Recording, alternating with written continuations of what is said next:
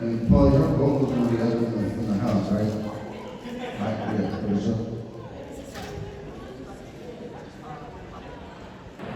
And the congresswoman called me up and she said, I would like to join you at your hearing. And I said, come on and join me. We can do this together. She sat next to me on the dais and we had a fantastic hearing and she stayed all 3 hours. That is someone who is committed to the youth in our community, and committed to working in partnership with each other. So when she called me and said, I want to run for the U.S. Senate, I said, I'm in. I'm in. I want to help, and we're going to get this done. And my district is in the Central Valley. It's the counties of Merced, Madera, and Fresno. So if we can do it there, we can do it all over the state. We need your help. Let's get it done. Y'all give it up for Senator Caballero. Before I bring up this next speaker, I saw my state senator Lola Cuevas in the audience, and I wondered, are there any elected officials in the audience? Where are elected officials at? Throw your hands up. Not me. Senator Steve Bradford's here. We see all of you, and we appreciate you. Because this work takes all of us at every level of government. I'm talking commissioners, I'm talking appointed folks, I'm talking elected folks. It takes all of us, so thank you for being here. This next person I want to bring up served on the LA City Council. When he was on the LA City Council, he took some of the hardest votes. The hardest votes. When there would be 14 going right, there would be 1 going left. Okay, every single time. And when they came for him, he came with us. That person is former council member Mike Bonin. Come on up, Mike. Good evening, Democrats. Are there people here who are fired up and ready to go? Are there people here who love Barbara Lee? Are there people here who are going to make sure Barbara Lee is our next U.S. Senator? All right. I'm here to tell you a little bit about why I'm supporting Barbara Lee for U.S. Senate. Barbara Lee is always first for the most important battles that we have to fight. In her personal life, she has been a barrier breaker who has been the first. She was the first black cheerleader at her high school in San Fernando Valley. She was the first black woman to serve as a senior staffer to a congressperson, Rondella. She was the first black woman elected to the state assembly and the state senate from Northern California. But she has been the first in so many other ways. She was the first. In fact, she was the only vote against the war back in 1991. She was one of the first, one of the earliest, one of the most staunch, most dependable allies for the LGBTQ community. And she is today. She was one of the first legislators to champion the interests of survivors of domestic violence. She was one of the first legislators to take on hate crime legislation. She was one of the first legislators to prioritize a battle against poverty. She was one of the first legislators to sign on to Medicare for All and the Green New Deal. Barbara Lee, whether you know it or not, if you are in California, Barbara Lee has been fighting for you for generations. She has been fighting for this entire state, for our most vulnerable and for our most needy. Whether you are from Northern California or Southern California, regardless of your race, regardless of your religion, regardless of your generation, Barbara Lee has been our champion. And that's why I am proud to support her. That's why I am proud to endorse her. And that's why I am really looking forward to voting for her and making her the next U.S. Senator from California. The Bay really is here. She led on the board of equalization. She's the first black woman ever in California's history to serve as our state controller. Y'all give it up for Malie Cohen.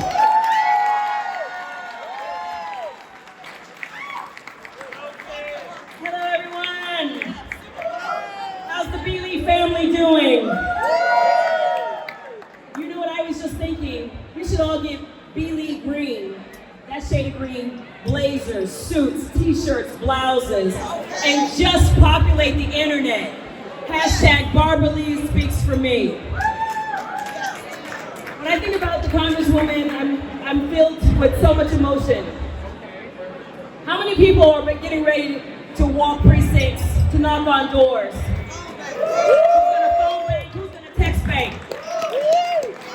Because I know the folks that are in this room here today are the family. And it's gonna take all of us to get this woman elected. It is not gonna be easy. They are already telling us it can't be done. I've heard it before. It only took 173 years for me to get here.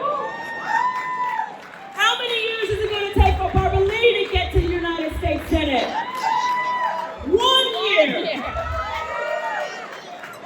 So ladies and gentlemen, without any further ado, I want you to get up on your feet. I want you to put your hands together. I want you to show some love for Congresswoman Barbara Lee, who will be your next United States Senator.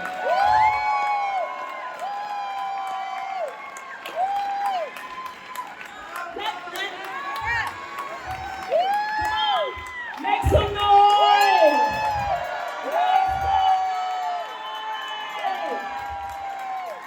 Share the love!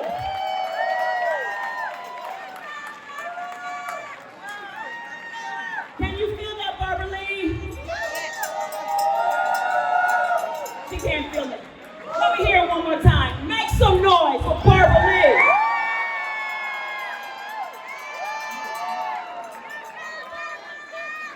Barbara Lee ain't new to this. She's true to this. She didn't just get here. This is a real progressive. This is a real woman. This is somebody that's going to lift up every single one of us in this room. She's not going to forget us.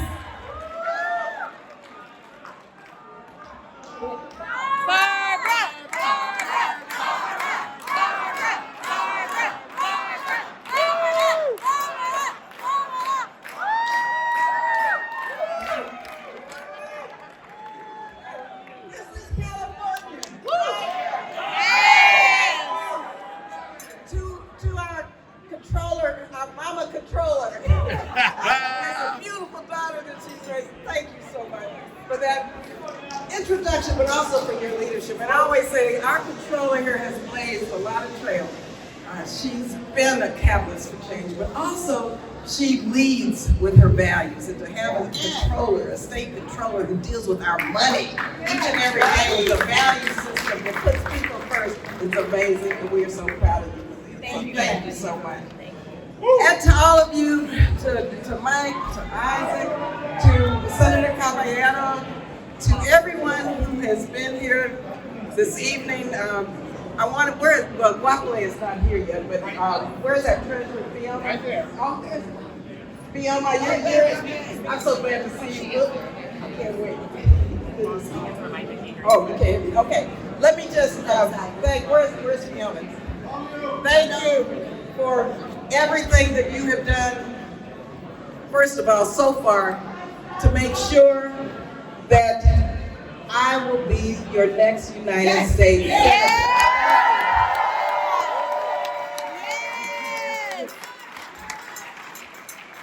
I want to be a voice that does not exist in the United States Senate. Doesn't exist.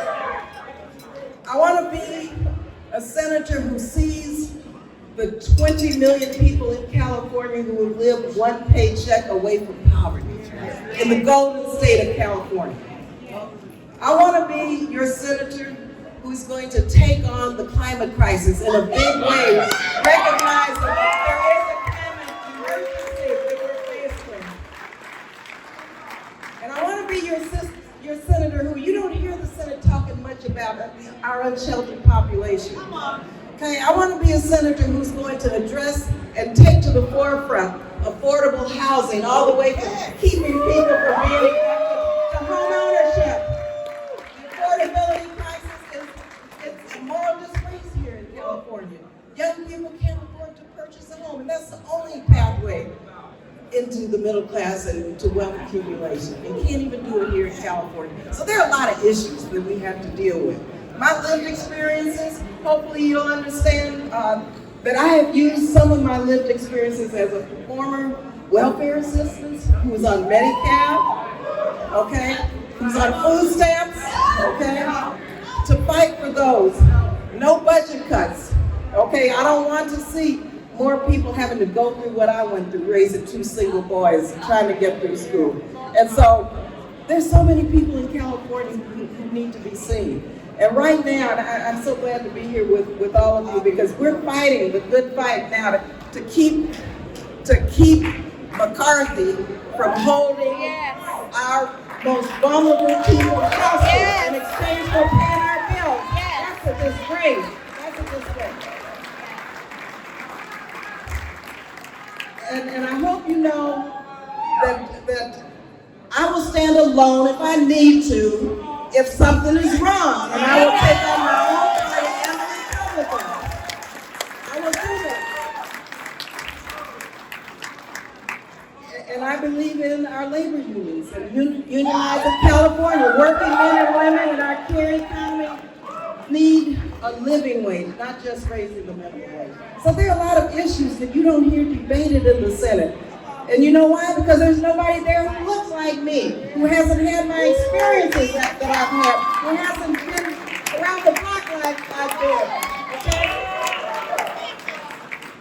Since 1789, when the first House and Senate met, just so you know this, there have been 2 black women who have represented a total of 10 years in the United States Senate, since 1789.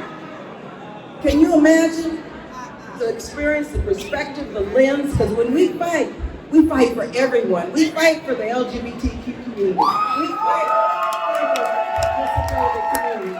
We fight for everybody to be able to have a seat at the table. And so I want to fight for you to have that seat at the table. And so your work and what you're doing, I'm a party person. I got involved in politics when Shirley Chisholm ran for president. I wasn't even registered to vote. Okay? I was not registered to vote because I didn't think the two-party system spoke to my issues. She convinced me to register to vote. And I worked in her campaign. I went to the convention as a Shirley Chisholm delegate.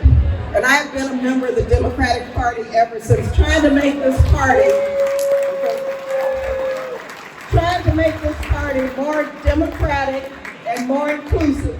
And I'm a member of the DNC, and I've helped form the Peace Caucus, I helped form the Progressive Caucus, I helped form the Poverty Caucus, I've helped this party move to where it really speaks to the needs of everyone in California. And so I hope that you will support me, and you know I want the endorsement of the California Democratic Party. You know I want that. So I'm not going to be shy about that. So the party means a lot to me. The party platform. I have been on the platform committee of the National Democratic Party under 2 administrations, and I helped negotiate as one of 15 our most progressive Democratic Party platform ever. And I took California's progressive platform and helped incorporate that into our national body and our national platform. And so you all mean a lot to me. You mean a lot to me because you know what people need, you know what they want, and you're at the grassroots level who really people listen to. They may not listen to me, but they'll listen to you. And so, thank you very much for being here tonight. It's really, I have to get back to DC to deal with this hostage-taking situation, if you know what I mean.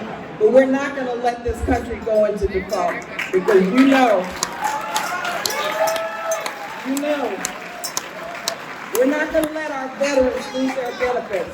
We're not going Speaker McCarthy's people lose their health care or their job. You know the numbers in his district. If we go into default because of him, people are going to suffer. People are going to suffer. So we're not going to let that happen. We're working hard to make sure we pay our bills and that we don't let them use the American people most vulnerable as hostages. So thank you all again very much. Glad to see everybody. This is California. This is the rest of the country. And thank you for being here tonight. Love you.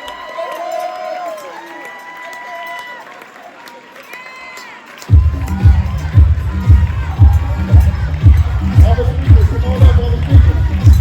And then send a little program.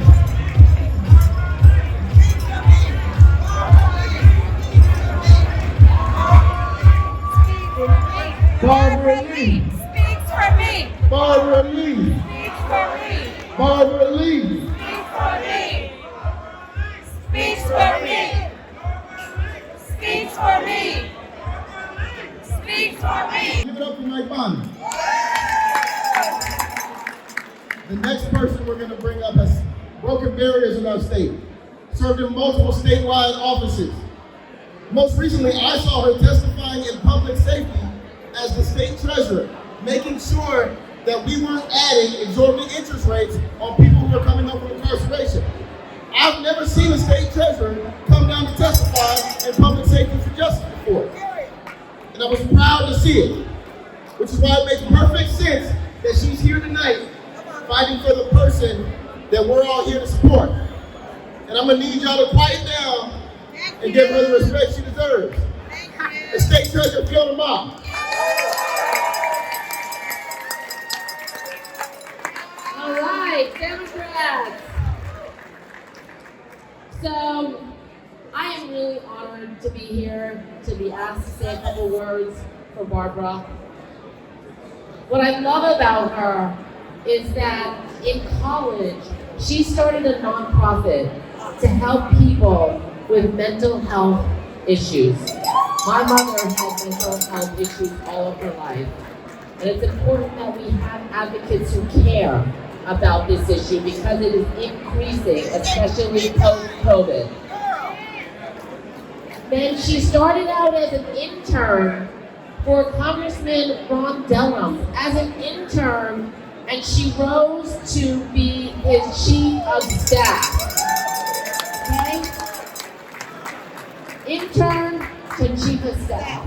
Then she got elected to the state assembly, and then the state senate, and then the U.S. Congress in 1998. This woman has paid her dues. She has taken step by step by step. She is qualified. She is experienced. She is in touch with the people. Yes. That's what we want in our next U.S. Senator. And for me, recently I called Barbara because I said, Barbara, there's an issue with the U.S. Postal Service in Oakland. And she goes, I know, we're working on it. Which office? And I told her which offices had problems. And she said, yes, I will get to working on it. And I called my friend who worked at the U.S. Postal Service, and I said, were they getting better? She said, well, someone was doing something. So it must have been Barbara Lee that made that call, right? And that's what she's about. Barbara Lee speaks for me, okay? And I'm gonna do what I can to make sure she gets elected as the next U.S. Senator. She's amazing, she's our Barbara.